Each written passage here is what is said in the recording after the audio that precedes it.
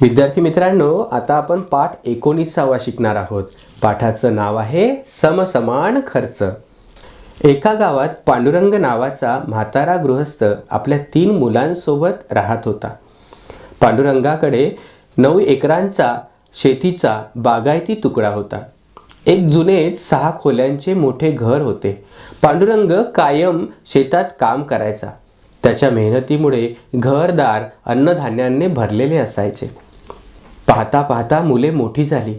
एक एक करता करता मुलांची लग्न झाली। आता घरात 3 घराच्या 3 पोरी आल्या। नातवंड झाली।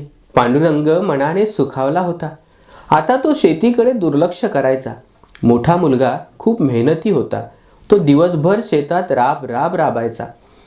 पांडुरंगाचा मोठा मुलगा किसन याच्यावर विश्वास होता। मधला मुलगा दिवाणजी म्हणून काम पाहायचा। तो अत्यंत चतुर होता। तो आपले पैसे स्वतःजवळच ठेवायचा। त्याची बायको त्याच्यासारखीच होती। लहान चपराशी होता। मिळेल ते पैसे तो वडिलांच्या जवळ द्यायचा।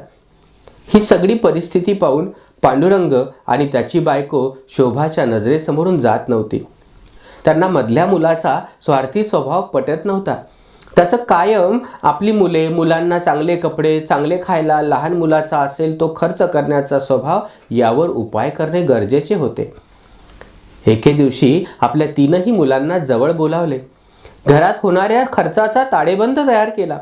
शेतीवरचा खर्च आणि नफा पाहू जाता निव्वळ शेती, तेही 5 एकराच्या शेतीवर सगळ्यांनी जगणे शक्य नव्हते।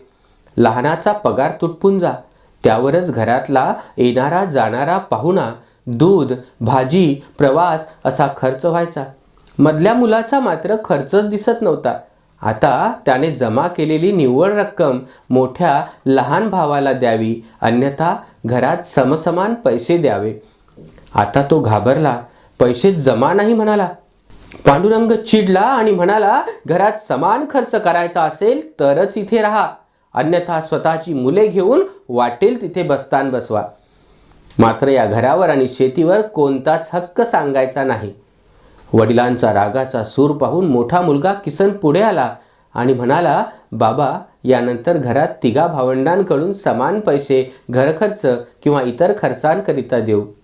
या आधीचं आता सोडून देऊया। आता मात्र नियमित 3ही भावंडे घराचा समसमान खर्च करू लागली आणि सुखाने राहू लागली।